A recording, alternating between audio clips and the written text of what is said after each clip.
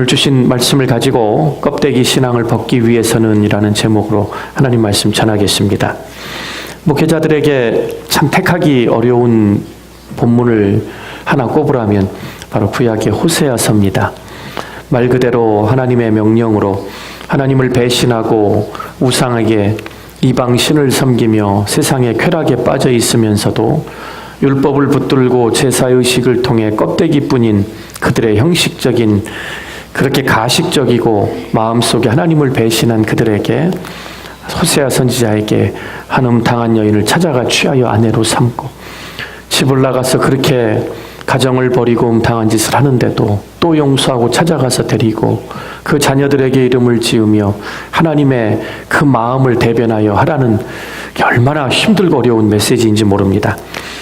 요즘 계속해서 제가 주일날마다 우리가 다시 한번 각성하고 주님께 돌아와야 된, 보통 1월달, 2월달에는 마음을 다잡고 새해를 맞았다고 하지만 자칫하면 흐트러지기 쉽고 우리도 늘 마음은 원이로 돼 육신이 연약하여 하나님 말씀은 알지만 지키지 못한 우리를 이해해 주셨으면 하는 생각이 들 때마다 우리는 말씀 앞에 철저하게 낮아지고 돌아가야 합니다.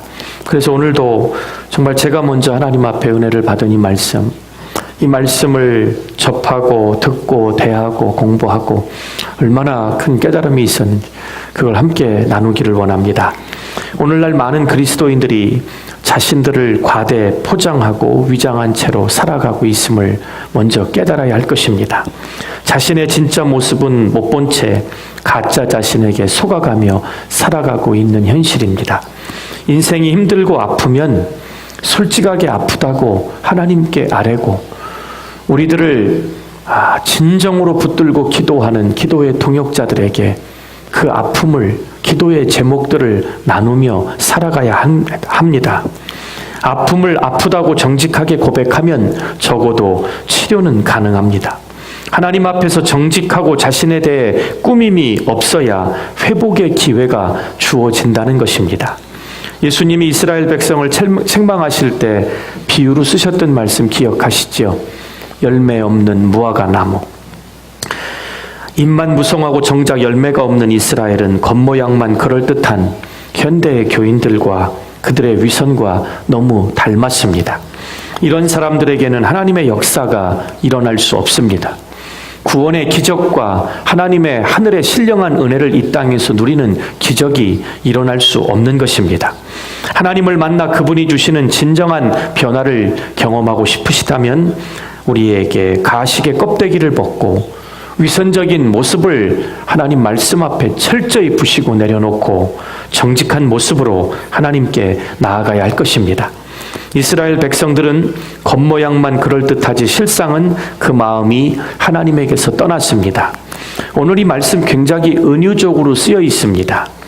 혼합되어 있다, 뒤집지 않은 전병 같다, 하나님께서 그물을 하늘에 쳐서 날아가는 새들을 잡아 땅에 떨어뜨린 것처럼 징벌을 하겠다.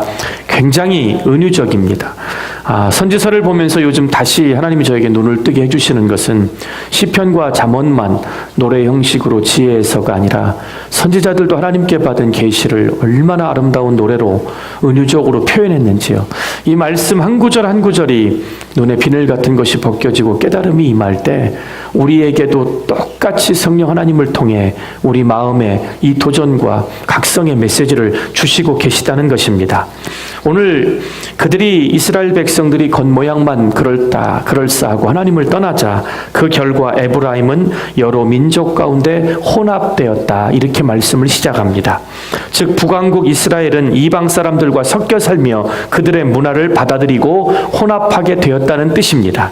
이방 문화를 받아들였다는 것은 오늘 하나님께서 호세아를 통해 이 백성들에게 주시는 경고는 단순한 이방의 문화가 아니라 이방의 신들까지도 우상들까지도 받아들이고 섬기게 되었다는 것을 엄중히 경고하고 있는 것입니다. 이런 이스라엘의 모습을 호세아 선지자는 뒤집지 않은 전병이다, 이렇게 비유했습니다. 전병은 유대인들이 먹는 판판한 떡입니다. 우리식으로 말하면 빈대떡입니다. 호세아가 볼 때 이스라엘은 뒤집어 굽지 않고 한쪽만 구워진, 위쪽은 멀쩡해 보여도 아래쪽은 시커멓게 타버린 그런 전병 빈대떡을 말하고 있습니다. 여러분 비 오고 그런 날 가끔 빈대떡 생각나시죠? 예.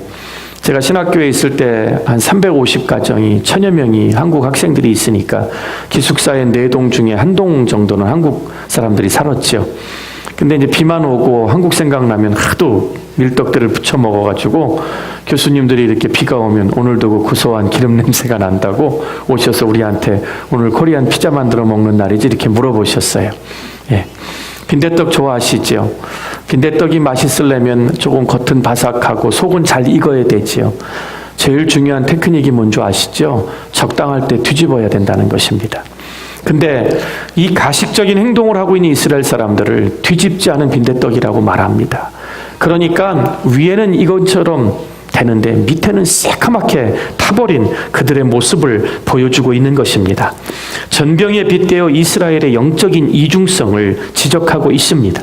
이스라엘의 외적인 모습은 거룩해 보였습니다. 그들은 하나님을 섬기고 율법을 붙들고 제사를 드리고 겉으로는 전혀 문제가 없는 하나님의 백성이었습니다. 오히려 신실하고 생생한 구별된 민족같이 보였습니다. 그런데 실상은 죄악과 부패로 가득해 하나님의 심판의 불이 이미 타들어가는 지경이 있었음을 보여주고 있는 말씀입니다.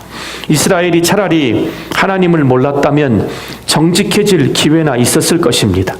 하나님을 모르는 사람이라면 회개하고 돌아올 기회라도 있었을 것입니다. 하지만 하나님을 마음에 두지 않았으면서도 겉으로만 믿는 척했기 때문에 이스라엘 나라와 백성은 더 황폐해져 가고 있습니다. 호세아는 이 때문에 이스라엘이 이방인들이 그의 힘을 삼켰으나 알지 못하고 백발이 무성할지라도 알지 못하는도다라고 표현하고 있습니다. 이방인과 섞여 살면서 이방의 영향을 받고 우상을 붙들고 살아가다 보니까 이스라엘의 고유한 생명력이 점점 퇴색해져 메말라가고 있었다는 것을 이렇게 표현한 것입니다.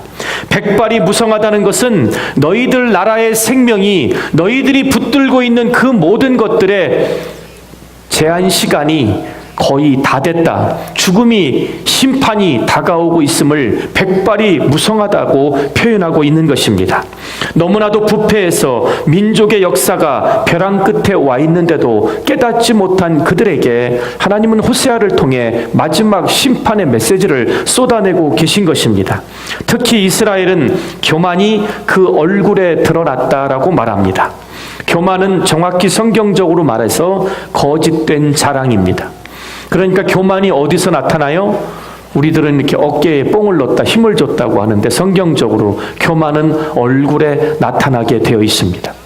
여러분 얼굴을 한번 보세요. 주님의 은혜와 구원의 감격이 녹아있는 얼굴인지, 내가 세상에 그래도 한가닥 하는 사람인데 하면서 얼굴에 힘이 들어가 있는지. 목사님 주로 얼굴에 힘이 어디 들어가나요? 사람마다 다릅니다.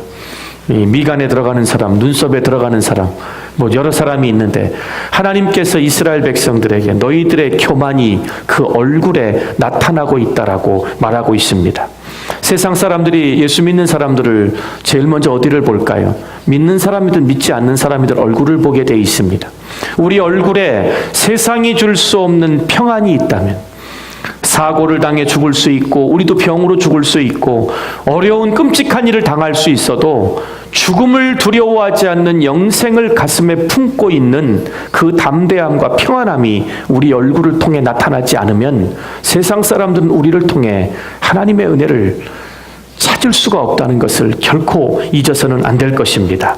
거짓된 자랑입니다. 실제는 자랑거리가 없는데 있는 척 자랑하는 것이 얼굴에 드러난다는 것입니다. 외형은 하나님 백성 같아 보이지만 실상은 하나님을 떠난 사람들입니다.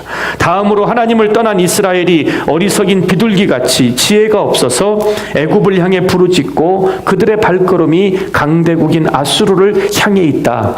세상에 힘이 있는 곳에, 돈이 있고 권세가 있는 곳에 하나님보다 그들의 마음이 가 있다. 우리가 어렵고 힘들 때는 하나님이 아니라 애굽과 아수르에게 도움을 청하고 머리를 숙이면 우리를 도와줄 거다, 이렇게 믿고 교만이 얼굴에 가득 차 있었다는 것입니다. 이들을 위해 하나님이 준비하신 것은 심판이었습니다. 이스라엘을 그물로 잡고 떨어뜨려서 징벌하시겠다고 엄중히 말씀하십니다. 여기에 껍데기 신앙의 위험이 있는 것입니다.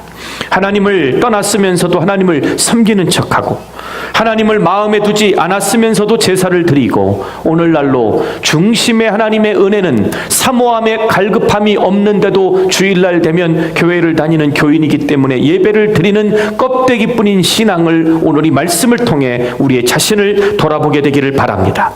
선민됨, 하나님께서 나를 선택하셨다는 것을 자랑한 이스라엘의 껍데기 신앙은 결국 패망으로 심판으로 하나님의 징계를 받게 되는 것입니다.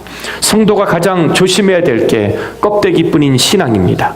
중심에 진짜가 없는데도 겉모습만 꾸며서 자신을 과시하려는 교만한 얼굴이 사라지는 은혜의 교회와 은혜의 성도님들이 되시기를 주의 이름으로 축원드립니다. 진짜를 가진 사람은 잘 꾸미지 않습니다. 삶의 본질에 내 자아가 하나님께 사랑받는 존재이고 이 자아를 내 영혼을 위하여 하나뿐인 독생자 예수님을 대신 주고 나를 찾으셨다. 여러분 가정에서도 아이들 중에 좀 공부는 못하고 뛰어나지 않아도 가정에서 부모님께 엄마에게 사랑받고 인정받고 친구들에게 인정받는 아이들은 당당합니다. 부족한 게 많아도 나는 사랑받고 인정받는 존재는 얼마나 마음을 평안 가운데 당당하게 살아가는지 모릅니다. 비굴하지 않습니다. 숨지 않습니다. 우리도 마찬가지입니다.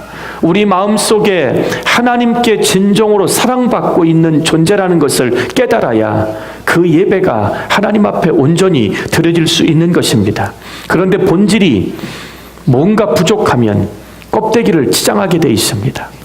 본질이 뭔가 허한 게 있으면 돈으로, 명예로, 물질로, 쾌락으로, 취미로 내 인생을 도배해야만 세상이 나를 알아준다고 착각하는 것입니다.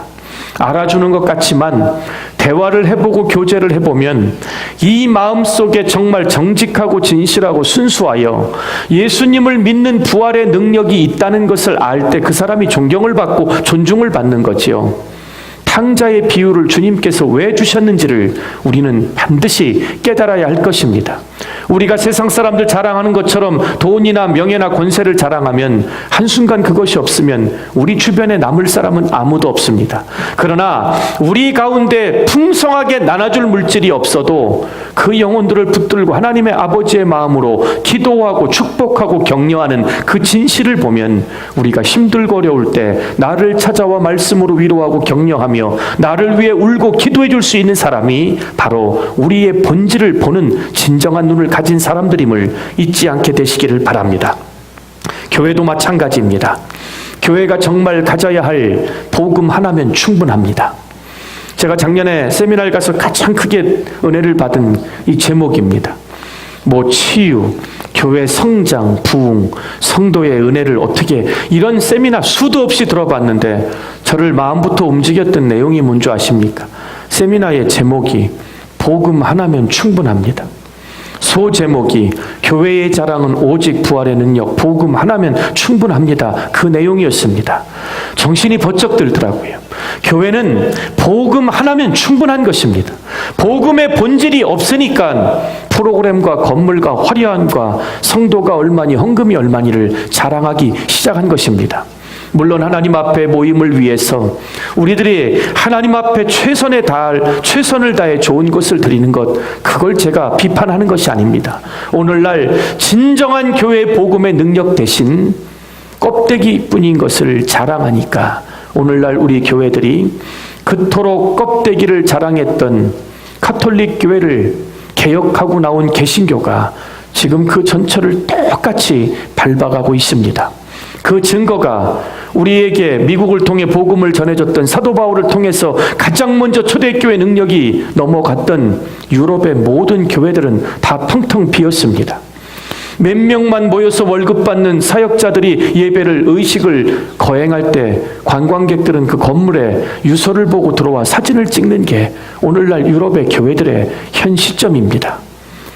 미국에서도 가장 아름답게 졌다는 수종교회가 파산한 거 여러분 아시죠? 점점점 비어져 가고 있습니다.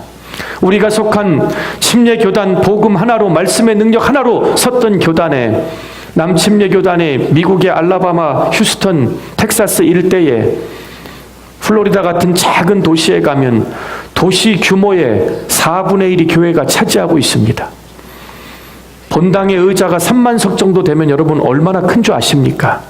그런데 성가대로 서시 있는 200명 정도의 제일 젊은 사람이 65세입니다.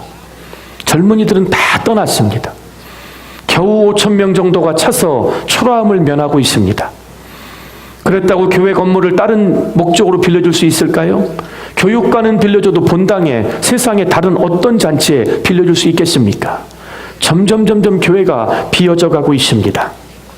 정말 가져야 할 예수 그리스도의 복음과 십자가는 제쳐두고 외형적인 것, 프로그램, 건물 등을 자랑하는 데 따라간 결과가 오늘 우리가 살고 있는 미국 땅에서도 한국에서도 그대로 보여지고 있습니다. 복음보다 다른 것을 교회의 성공 기준인 것처럼 말하는 시대를 경계하며 살아야 할 것입니다. 성도의 가정도 마찬가지입니다. 여러분의 자랑은 여러분을 위해 십자가를 지신 예수님의 사랑과 헌신, 그리고 우리를 위해 사망 권세를 깨뜨리고 부활하신 그 복음의 능력, 그것이 성도의 가정에, 여러분의 삶에 진정한 자랑이 되시기를 주의 이름으로 축원드립니다. 하나님은 절대로 가식과 포장에 속지 않으십니다. 하나님은 우리의 외모를 보고 판단하지 않으십니다. 사람이 아무리 거룩한 척해도 하나님은 우리의 가식에 절대로 속아 넘어가지 않으십니다. 교회와 성도는 오직 그리스도의 복음의 핵심을 지녀야 합니다. 모든 껍데기와 가면을 벗고 진짜를 만나는 복된 아침이 되시기를 주의 이름으로 축복합니다. 그래야 하나님이 준비하신 하나님의 참된 영적 세계의 축복으로 들어갈 수 있고, 그 세상을 맛본 사람이 사도 바울처럼 삼층천을 보고 내려온 그 영광의 얼굴이, 하나님의 보좌를 직접 보고 내려온 그가 그 무엇을 두려워할 수 있겠습니까?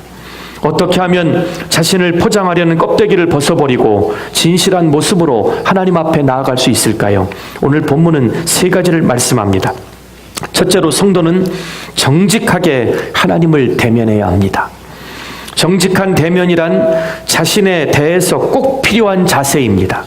자신의 속마음에 숨긴 죄가 있고 추한 모습이 있는 것을 알기에 자기 모습을 직면하여 보는 것은 쉬운 일이 아닙니다.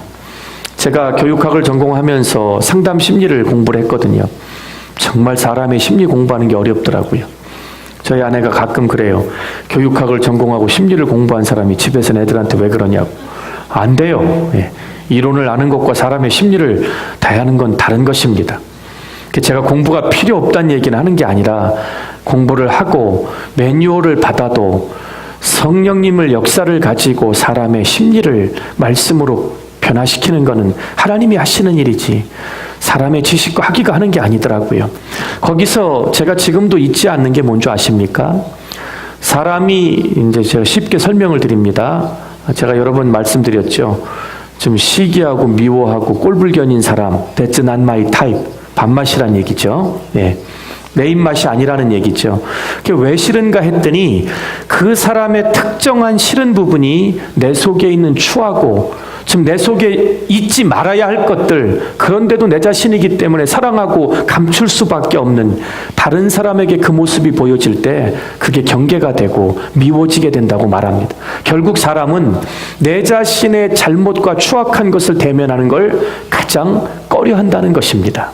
겉모습은 거울을 보고 치장을 하는데 하나님 말씀의 영적인 거울에 내 영혼을 들이대기를 왜 싫어하느냐? 그래서 오늘날 교회들이 죄를 책망하고 회개하고 사도 베드로, 사도 바울처럼 너희들의 영혼을 살리기 위해 구약에 약속된 선지자를 통해 약속된 메시아가 오셨는데 너희가 완악하여 그 예수님을 십자가에 못 박아 죽게 했다. 이 죄인들이라 깨달으라고 회개하라고 설교했지. 오늘도 축복의 은혜를 받으려면 율법 대신 하나님의 은혜를 사모하고 나오세요. 사도행전의 교회는 그런 설교를 한 적이 없습니다.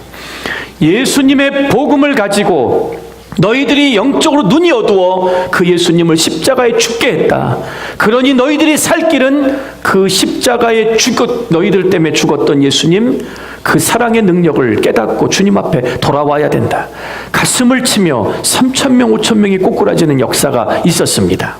그래서 우리 자신을 정직하게 대면하는 모습을, 저는 그게 큐티고 그게 하나님 앞에 내 영성을 세우는 훈련이라고 믿는 사람입니다. 스스로에게 관대하고 이해하고 넘어가려는 경향이 우리 모두에게는 있습니다. 하지만 자신을 정직하게 들여다보지 않으면 절대로 문제가 해결되지 않습니다. 자신을 말씀 앞에 들여다봐야 내가 어떤 죄고 하나님 앞에 해결받아야 된 추악하고 숨겨진 옛사람의 습성이 쓴 뿌리가 무엇인지를 찾아낼 수 있는 것입니다. 하나님이 북왕국 이스라엘의 문제를 해결하려고 하실 때 에브라임의 죄와 사마리아의 악이 드러납니다. 이게 무슨 말이냐면요, 에브라임은 북왕국에 포함된 10지파를 통틀어서 사용할 때 에브라임을 대표로 썼습니다. 사마리아는 북방 10개의 지파가 만든 이스라엘의 심장인 수도입니다. 즉 에브라임이 이방인에게 섞였다, 혼합됐다는 얘기는 하나님을 떠나 이방의 우상을 섬기며 세상에 더럽고 추하고 망할 인간들과 너희들이 똑같다, 이 얘기를 에브라임이 세상에 혼합됐다라고 표현한 것입니다. 오늘 하나님이 이들의 죄악은 가려져 있어서 드러나지 않았는데 하나님이 친히 해결하시기 위해 다가가셨을 때 비로소 그들의 죄악이 드러나기 시작했다는 것입니다. 왜 제가 여러분에게 큐티하며 통독을 그렇게 강조하는 줄 아십니까?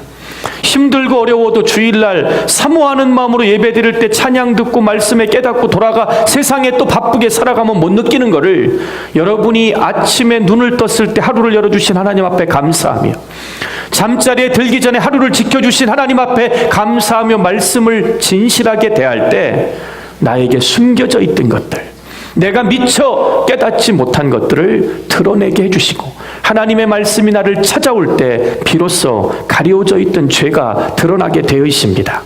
하나님이 우리의 죄를 드러내실 때 고통스럽다고 피하거나 변명하고 덮으면 치유를 받을 수가 없습니다.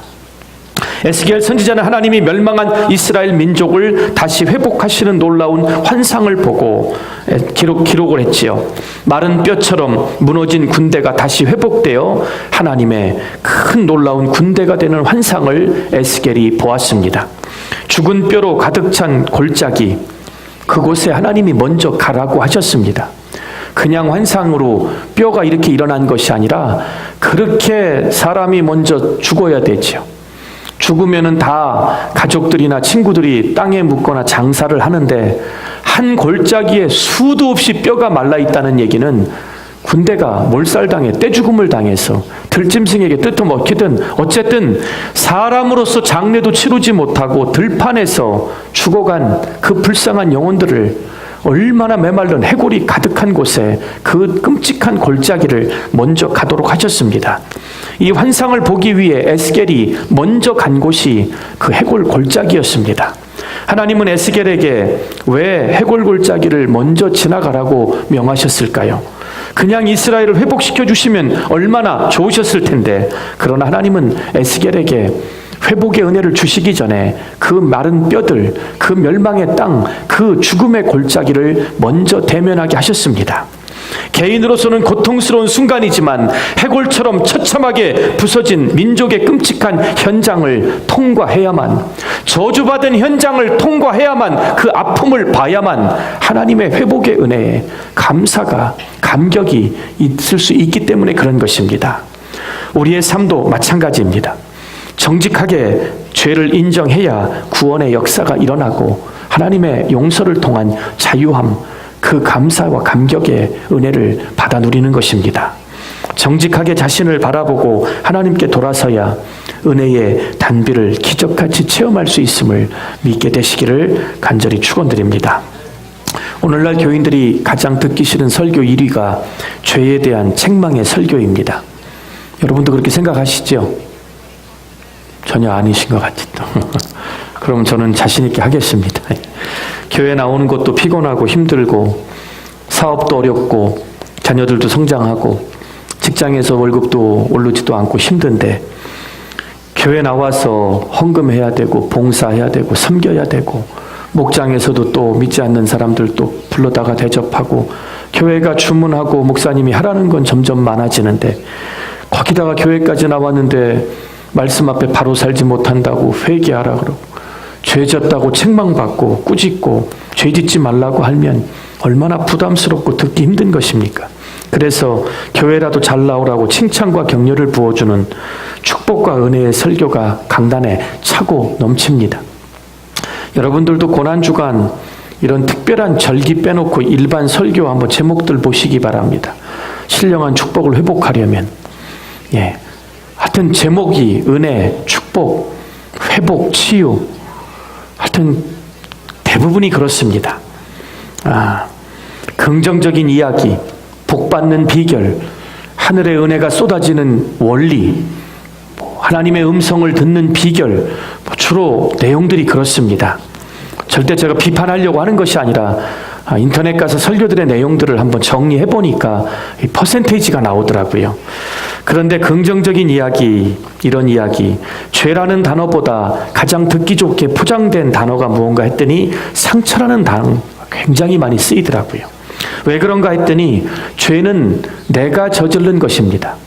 말씀 앞에 온전히 서지 못하고 성경에 빗대어 보니까 내가 하나님 앞에 죄를 짓고 살아가고 있다는 것. 그래서 죄라는 단어는 내가 주체이기 때문에 변명거리가 없습니다. 책망이 있으면 찔립니다.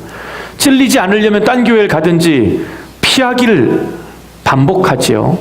그런데 상처라는 단어는 다릅니다. 죄를 저지른 자신보다 자신에게 상처를 준 다른 사람을 탓함으로써 죄의 대가를 피하려고 하는 심리가 작용해서 상처라는 말이 주어지면 나는 죄를 지은 주체자에서 상처를 받아서 나는 치유받고 누군가에게 은혜를 입어야 된다라고 본인 스스로가 심리적으로 자위하는 것입니다. 그러니까 다른 사람을 탓함으로써 내 죄의 대가를 피하려고 하는 심리가 커지다 보니까 은혜와 축복의 은혜에 대한 메시지에는 더 크게 반응을 하고, 정작 하나님 말씀에 깨닫고 영적인 거울에 자신을 드러내놓고 회개하고 진정한 죄의 용서함과 자유함을 가지고 돌아가야 되는 예배 시간이 그냥 영적인 당뇨병 환자들처럼 그저 잘 되라, 복받는 비결, 조금 잘못해도 마음은 아닌데 육신이 연약한 거니까 하나님도 이해해 주실 거예요, 이러면서 몰아가고 있다는 것입니다. 아무리 보기 싫어도 죄는 죄입니다. 인정하지 않으려고 다른 단어로 포장해도 하나님이 하지 말라는 것, 마땅히 해야 할 것을 하지 않는 것은 죄면 죄지 죄 이상도 이하도 아닌 것입니다. 교회와 성도들에게 저는 이것이 가장 큰 위기라고 여기는 사람입니다. 따라서 죄를 해결하는 방법은 다른 방법이 없습니다.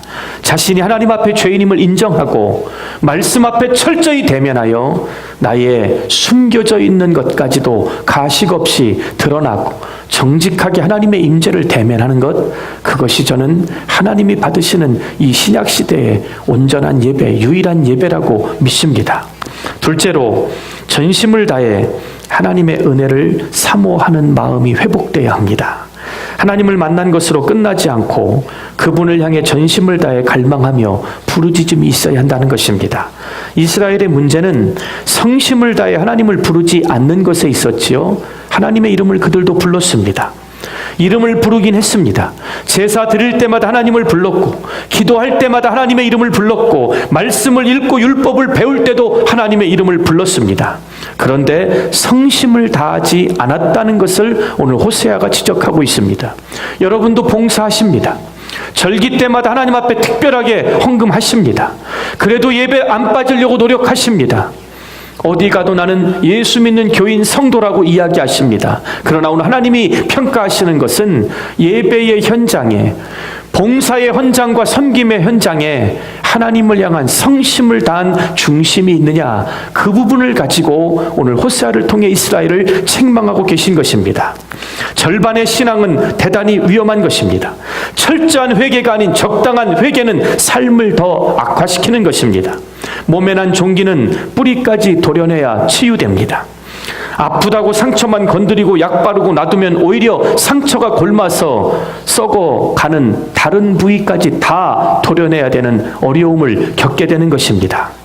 가슴 깊은 곳에서 하나님을 부르시기를 바랍니다. 하나님과 우리의 관계도 마찬가지입니다. 그때 하나님의 새 역사가 일어남을 오늘 말씀을 통해 우리 모두 깨닫게 되시기를 바랍니다.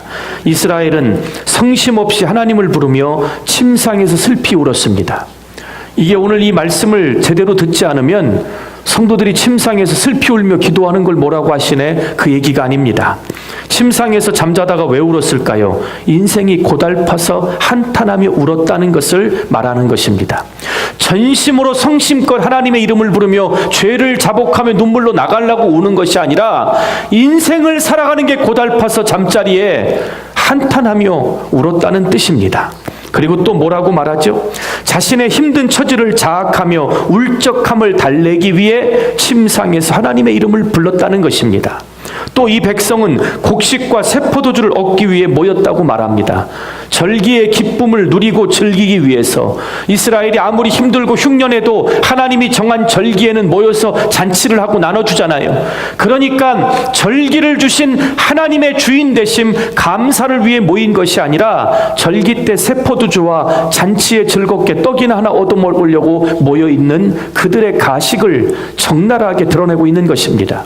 교회를 통해 내가 누리고자 하는 것이 무엇이냐가 아니라 나에게 구원의 복음의 은혜를 준 교회를 통해 하나님을 만난 그 은혜를 가지고 예배를 찾아 나와야지. 교회를 통해 내가 무언가를 얻으려고 한다면 이스라엘 백성들처럼 곡식과 새포도주를 얻기 위해 모인 그 사람들과 다를 바가 없다는 것을 오늘 말씀을 통해 우리 모두 깨닫게 되기를 바랍니다. 이 기회를 유일한 능력자이신 하나님께 전심을 다해 부르짖을 때만 그 문제가 해결되는 것입니다. 이 기회를 놓치면 다시는 기회가 없는 것처럼 인생을 걸고 하나님의 이름을 부르셔야지.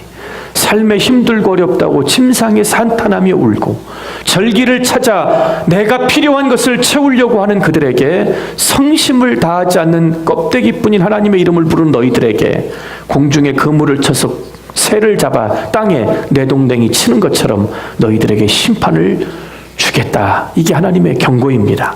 셋째로 세상으로부터 하나님께로 온전히 돌아서야 한다는 것입니다.